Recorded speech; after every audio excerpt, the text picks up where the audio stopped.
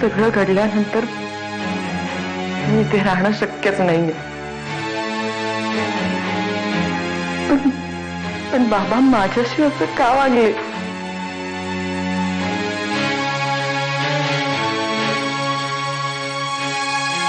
हा विचार करण्याची ही वेळ नाहीये.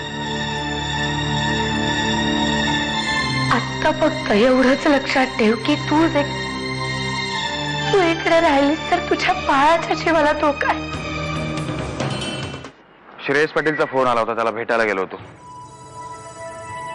काही गरज नाही त्याला भेटायला जाण्याची. त्यांनी मागितले तेवढे पैसे दिलेत ना त्याला. हो साहेब, पण त्याची आता मागणी वाढली आहे. तो म्हणतो हा सगळा चमत्कार त्याने दिलेल्या बातमीमुळेच घडलाय. त्यामुळे तुम्ही त्याला विधानसभेवर घेऊन राज्यमंत्रीपद तरी द्यावं अशी त्याची इच्छा आहे. डोकं ठिकाणावर आहे ना त्याचं. राजकारणावर लिहायला लागला म्हणजे त्याला राजकारणातलं कळतच असं नाही. त्यानं म्हणो त्याच्यापेक्षा माझे जे होर्डिंग लावणारे कार्यकर्ते आहेत ना त्यांना जास्त कळतं. फोन उचलू नका त्याचा. चला.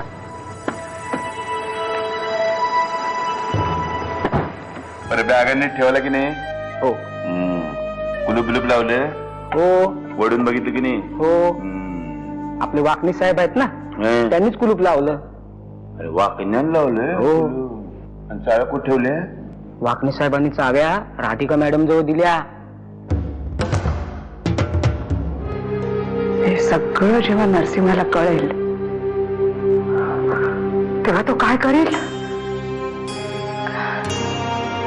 अगं त्याचा तुझा किती त्रास होणार आहे याची कल्पना आहे का तुला?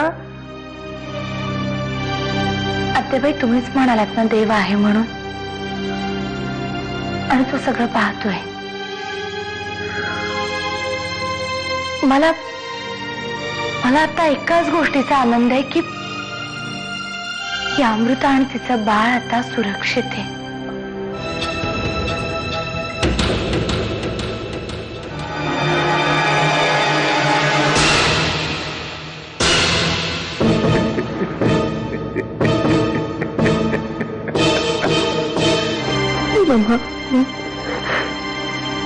बाबा मला लंडनला पाठवून माझ्या बरोबर जे काही करणार होते ना त्यावर अजूनही विश्वास नाही बसत आहे माझा.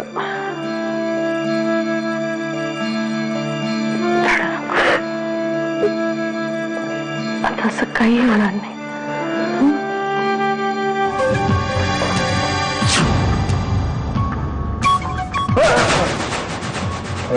नाही म्हणलं असं दुसऱ्या कुणाची तरी खोली त्यांना न विचारता उघडू नाही. काय काय काय काय काम काय तुझं? आत्याबाई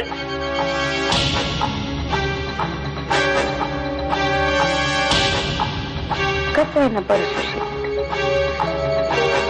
माझं तोंडाचं हाताने बंद करून नाही भागायचं. तोंड बंद करण्याचे लई मार्ग ठाऊक आहेत मला. मार्ग मी तुला एकदा सुचवले पण होते, पण तूच तयार नाही. नाही आता परशुशे टाकाला जाऊन भांड कसा लपवायचं नाही. तुम्हाला जर माझं तोंड तसं बंद करायचं असेल तर दोरला बांधा माझ्या गाय.